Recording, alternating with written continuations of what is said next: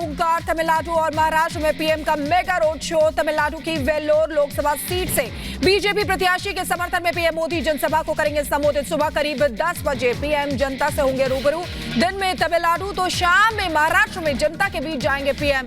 शाम 6 बजे महाराष्ट्र के रामटेक में करेंगे जनसभा। जनसभा में पीएम पिछले 10 साल की उपलब्धियां जनता के बीच रखेंगे।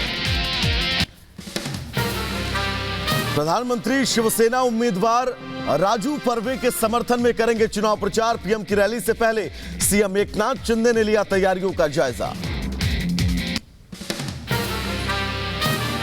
तमिलनाडु और महाराष्ट्र में प्रधानमंत्री नरेंद्र मोदी करेंगे मेगा शो, तो गृह मंत्री अमित शाह बंगाल में भरेंगे हुंकार। बंगाल में अमित शाह करेंगे चुनावी प्रचार। शाह उत्तर बंगाल के बालूरघाट में रैली के जरिए राज्य में अपने चुनावी अभियान की शुरुआत करेंगे। बालूरघाट से प्रत्याशी सुकांत मजूमदार के समर्थन में शाह करेंगे रैली।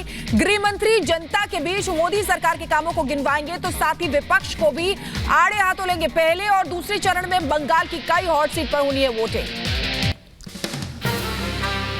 रक्षा मंत्री राजनाथ सिंह भी लगातार कर रहे चुनावी प्रचार। आज उत्तर प्रदेश में जनसभा को करेंगे संबोधित। राजनाथ आज सहारनपुर, बुलंदशहर और संभल दौरे पर रहेंगे।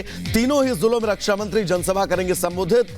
सबसे पहले सहारनपुर में रैली करेंगे राजनाथ, फिर बुलंदशहर, तो उसके बाद संभल में जनता के बीच जाएंगे रक्षा मंत्री। पिछले सालों के कार्यकालों में सरकार की उपलब्धियां गिनवाएंगे। आज जम्मू के कठुआ में यूपी के सीएम योगी आदित्यनाथ भरेंगे हुंकार। चुनावी प्रचार के लिए आज कठुआ दौरे पर रहेंगे सीएम योगी। जिले के खेल मैदान में जनसभा को संबोधित करेंगे। सीएम के दौरे को लेकर तैयारियों को किया गया पूरा। कठुआ, डोडा, उधमपुर लोकसभा क्षेत्र से तीसरी बार बीजेपी उम्मीदवार डॉक्टर जितेंद्र सिंह के समर्थन में चुनाव प्रचार करेंगे सीएम योगी। जम्मू कश्मीर में जनता के बीच गिनाएंगे काम। तेजस्वी यादव का वीडियो वायरल। चुनावी भागदौड़ के बीच हेलीकॉप्टर में भोजन करते नजर आए तेजस्वी यादव। समाजवादी पार्टी के महासचिव शिवपाल यादव का बड़ा बयान। कहा बीजेपी झूठे मुकदमों में जनप्रतिनिधियों को भेज रही है जेल। कहा अगर मैं गुंडों का सरदार हूं तो बीजेपी प्रत्याशी उनके चिले हैं।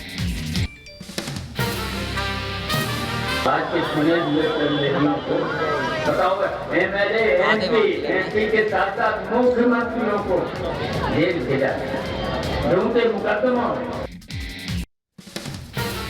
हिमाचल के मुख्यमंत्री सुखविंदर सिंह सुक्खू का जयराम ठाकुर पर हमला। कहा जनता के वोटों के आधार पर चुनी गई सरकार को गिराने का जो प्रयास जयराम ठाकुर ने किया वो लोकतंत्र की हत्या है। हिमाचल की जनता जागरूक है, 1 जून को फैसला होगा। उस सरकार को नोट के दम पर गिराने की कोशिश जो जयराम ठाकुर जी ने की है, जो लोकतंत्र की हत्या की है। हिमाचल का जनमानस जागरूक है। हर 5 साल के बाद सरकार को बदलता है और 5 साल के लिए उस सरकार को बनाता भी है। त्रिपुरा में केंद्रीय मंत्री प्रतिमा भौमिक की रैली। प्रतिमा भौमिक ने साइकिल रैली निकाली। राजस्थान के मुख्यमंत्री भजनलाल शर्मा ने जयपुर में किया रोड शो। बीजेपी उम्मीदवार मंजू शर्मा के समर्थन में मांगे वोट। योग गुरु बाबा रामदेव का विपक्ष पर हमला। कहा हिंदू धर्म की अवहेलना करने वालों को राजनीतिक रूप से होगा बड़ा नुकसान। बाबा रामदेव ने नारा दिया आओ करें मतदान की चोट और मिटाएं लोकतंत्र के खोट। के मर्म को न जान करके जरा से भी कोई अवहेलना करेंगे तो उनका राजनीतिक रूप से बड़ा नुकसान होगा। आओ करें मतदान की चोट और मिटाएं लोकतंत्र की खोट। तो आगे बढ़ेंगे जहां पर आपको बता दें कि सुरजेवाला ने अपने बयान पर सफाई दी है। हेमा मालिनी पर बयान के बीच सुरजेवाला ने कहा कि उनके बयान को काट छाट कर पेश किया गया है। चुनाव आयोग ने भी सुरजेवाला को नोटिस जारी किया है।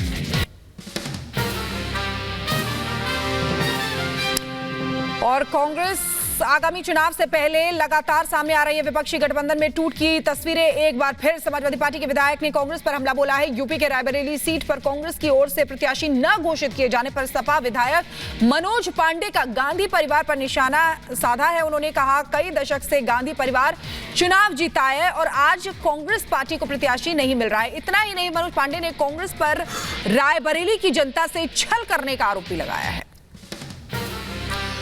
चुनाव को लेकर जारी है सियासी बयानबाजी।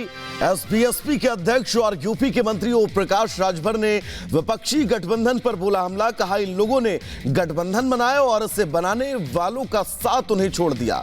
नीतीश कुमार उनमें से प्रमुख थे, लेकिन उन्होंने गठबंधन को छोड़ दिया। राजभर ने जयंत चौधरी, ममता का भी नाम लेकर कांग्रेस और सपा पर तंज कसा। कहा कांग्रेस के पास आखिर है क्या, और सपा 2014, 17, 19, 22 में हारे और इस बार भी हारेंगे। बिहार में भी जारी है सियासी संग्राम। बीजेपी लगातार आरजेडी पर दाग रही है सवाल। बिहार के औरंगाबाद में आरजेडी प्रमुख लालू प्रसाद यादव पर उप मुख्यमंत्री सम्राट चौधरी का हमला। चौधरी ने कहा लालू प्रसाद यादव कुछ भी करें उससे कोई फर्क नहीं पड़ता। तो वहीं सम्राट चौधरी ने लालू यादव को जातीय उन्माद फैलाने की कोशिश करने वाला बताया। परिवारवाद पर भी चौधरी ने हमला करते हुए कहा वो भ्रष्टाचारी हैं जो सिर्फ परिवार के लिए जीते हैं। चुनाव से पहले कई नेताओं के बयानों का वीडियो सोशल मीडिया पर वायरल रहा। ऐसे में यूपी के मुजफ्फरनगर सीट से लोकसभा प्रत्याशी संजीव बालियान का भी एक वीडियो वायरल हो रहा है। इस वीडियो में संजीव बालियान अपने खिलाफ साजिश रचने की बात कह रहे हैं। साजिश करने वालों को लेकर भी बालियान ने कहा कि मतगणना के बाद साजिशकर्ता को किया जाएगा बेनकाब। यूपी की मैनपुरी सीट को लेकर अभी तक खत्म नहीं हुआ सस्पेंस। बीजेपी नेता अपर्णा यादव ने मैनपुरी और रायबरेली सीट को लेकर दिया बयान। कहा मैं अपने परिवार का आदर करती हूं, डिंपल जी मेरी जेठानी है, लेकिन अगर पार्टी जिम्मेदारी देगी तो वो भी निभाऊंगी। वहीं रायबरेली सीट को लेकर भी अपर्णा ने कहा अगर रायबरेली से भी टिकट मिला तो प्रियंका के खिलाफ लड़ूंगी चुनाव। लोकसभा चुनाव से पहले जारी सियासी वार पलटवार।